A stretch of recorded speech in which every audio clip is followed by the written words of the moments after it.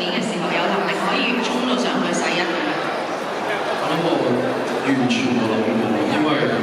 其實2025年去到7月攞咗好多獎，但係喺年頭嘅時候都係我處於其中一個運動生涯最低嘅位置，因為